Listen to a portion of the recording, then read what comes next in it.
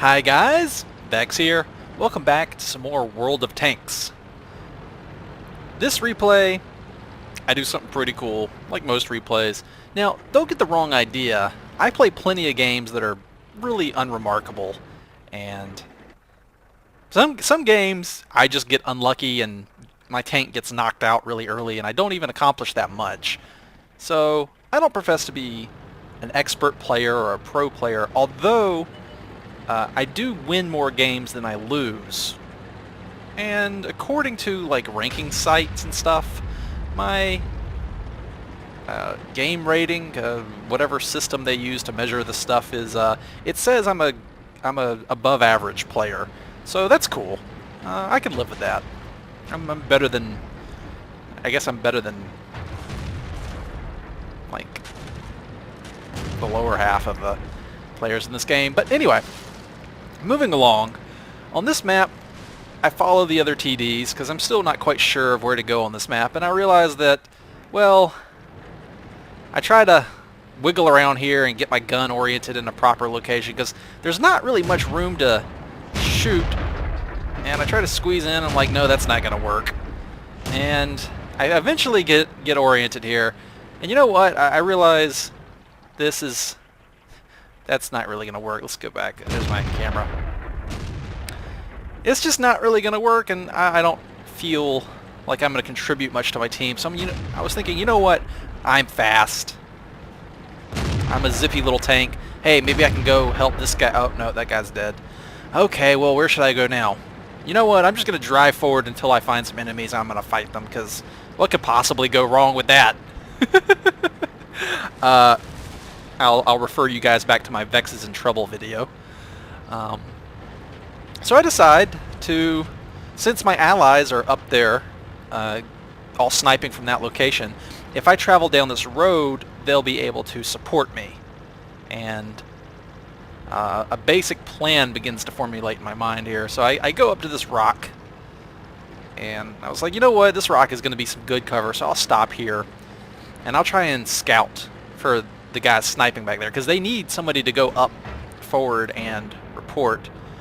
And I'll go into fixed camera mode, or my view. I'm going to call it my view and spectator view. Ooh. And so I get that guy. I honestly didn't expect to knock him out with one shot, but whatever. So then I'm chilling, just chilling here, and then I notice the mini-map, and I'm like, what is that? Yeah, you see the problem there? For him? Do you see the problem for this KV3? By being up here, I've baited him into, he's going to think like, oh, I'll get this guy. So I'm going to go back to spectator view. And right up here, this is the mistake this KV3 made. I'll slow the action down. But he does hit me, and I aim for his tracks right here. I shoot him in the tracks. So he's stopped in place. My whole team of tank destroyers is back up there on that ridge, and they shoot the crap out of this guy. He's already down to 34%. He took another hit, another hit, another hit, dead. So I think I make pretty good bait. And I had this, the entire time I had this rock here to my left side. Yeah, and some of these replays you'll see me talking to my team. But I had this rock here, so I was pretty confident that while he was attacking me, trying to attack me from behind, I wasn't going to be in too much trouble. So at this point in the match, I'm looking at the mini-map, I'm looking at the scoreboard, I'm like, hey, there's not much left on the enemy team. So I'm thinking, let's go hunt down and kill that enemy artillery. Because artillery vehicles typically have really weak armor, and you see here, if you look down at the bottom, I actually prep a high explosive shell. The reason I did that, can I hold down control and look at this? So that does an average of 320 damage with an average penetration of 198. So it's good at getting through armor. This does an average of 420 damage. So it does a lot more damage, but it has less penetration because this is basically just a solid chunk of metal that goes through armor and then bounces around inside. This is an exploding round. So when you're shooting at stuff that's lightly armored, with an average penetration of 53, that's going to penetrate and then detonate inside most lightly armored vehicles, such as the self-propelled guns. So let me speed this back up. So I'm like, I bet they're up here at the base. I have a hunch. So I drive back up here. Where is he? Where is he? Where is he? Oh, there he is. So it's a Hummel and a T-52. I'll go to my view. And I don't think I even bother zooming in. I don't even use the aim mode in this. I just shoot like that. Now, I'm kind of surprised here. I honestly expected that to kill that guy. I think I got a pretty low roll on the damage, because he's only got 300 HP. So I was expecting that guy to die. But anyway, let me speed this back up. So I reload, and next shot, I get him. Got him. So what I think is really cool in this replay is this fight right here with this tank destroyer. That's actually right there is basically the turreted version of what I'm driving. And I think I do something pretty cool here is I know he's going to shoot me. So I shoot him, and I think that he's about to shoot me. So what do I do here? I go out of sniper mode. I turn my tank, and he does indeed shoot me. And what I did right there is I turned my tank at an angle to better deflect the shot, and you see that it ricocheted right there. So I thought that was a highly skilled move. That was something I would expect a pro player to do. Can I? Yeah. I'll speed this back up. But that was it. I don't actually kill the guy. What I do is actually I shoot this house and blow a hole in it so that my teammates can see him. But he's dead before I can reload again. But I thought turning my tank like that was a pretty cool play there. Because I realized I was like, oh my god, he's about to fire in like the next second. So I quickly got out of the sniper view, and then slung my tank to the side. So can I go to the free camera here? Yeah. Because shooting dead onto this guy, it's about a 45. Looks about like a 45-degree angle from straight ahead. I don't want to exit. As I was trying to say before I got kicked out of the replay, it doesn't give you any choice there. It just, once it's over, it just kind of seems to boot you out. But yeah, the armor on the front of this thing is about 45 degrees there. But when I turned my vehicle and angled it, at the side like this, if he hits me like this, it's not only is it 45 degrees, but it's also angled away. So the tilt of the armor versus the oncoming shell becomes even more favorable. And a lot of the German tanks are best suited firing, like say the camera, our camera here is an enemy tank. Instead of orienting it like this to the enemy, on a lot of German vehicles, you're better off offsetting like maybe this, so that if they shoot here, you've got a little bit of an angle on your plating, and if they shoot along your side, you've got your tracks you can basically use as a form of armor, because getting hit in the tracks might detract you, but it won't actually hurt your vehicle, and your crew will automatically repair your tracks over time. But if they shoot your hull here, it's turned at a very steep angle, and if it's the angle steep enough, it doesn't matter how thin or thick the armor is, it will automatically ricochet. I don't remember the exact value. I wanted to say it's like a 80 degree or 75 degree angle. It's something around there, where it will automatically bounce. So if you were shooting at this vehicle here, this is probably the most favorable angle for the shooter. But if I turned a little bit like this, and you were shooting at me, the angle becomes steeper here, and shooting along here is not going to be very productive. It'll automatically bounce. Well, you know what? While we're in my garage, why don't we take a look at my tech tree? Oh, and this is you can't get these anymore. I bought this a long time ago when it was in the stores. Just because I liked the gameplay of mediums especially the Russian mediums. This is a copy of a Russian vehicle, but I really, really did not feel like grinding my way up to get it. And this thing is almost as good. You know, it's a premium tank. You buy it with real life money. Let me look at the tech tree.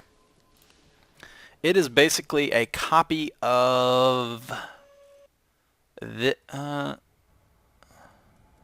think it's basically a copy of this thing, the T-44. No. This thing. Well, it's based on it. I don't know. Actually, it looks like a T-62 there, but it's a high tier medium, and I didn't feel like grinding my way up here. Although I am pretty close at this point. I could branch off from the KV-13. They have actually redone the trees to the point where something weird has happened. Let me see if I can spot the weirdness. There it is. There it is right there. The VK3002D. I do not have this previous vehicle because previously the tech tree was arranged differently. But I managed to unlock this vehicle. I could buy this vehicle, but I don't have the research leading. Like, look at this. I don't have my tech tree is totally out of order. Like, I don't have this research leading up to it. And another weird thing happened with the KV-1 and 2. Originally, the KV tank was just like one thing, and then they split it into the KV-1 and 2, which was a good change. It was very unbalanced. The KV was amazing. It was a Tier 5 vehicle, and basically at Tier 5, these options are much less powerful now than what you could use to mount on it. You used to be able to use at Tier 5, you could mount this gun right here, the 107mm ZIS-6. I have no idea what this stands for. I'm pretty sure it's going to be the factory. I think it's the factory or the designer. Either the factory where it was made, abbreviation, or the designer. Either one of those, I think. But this gun right here on a Tier 5 tank was busted. Like, it was so broken. Also, my favorite gun, though, was this, the 152mm derp gun, as people in the game affectionately call it. I love the derp gun. You just fling high explosive shells at everybody, and it does 910 damage, and it just basically one-shots everything at Tier 5, pretty much. But it was very comforting when I was playing the KV, even when it threw me into higher tier matches where I had to shoot at stuff that was like Tier 7 or even Tier 8.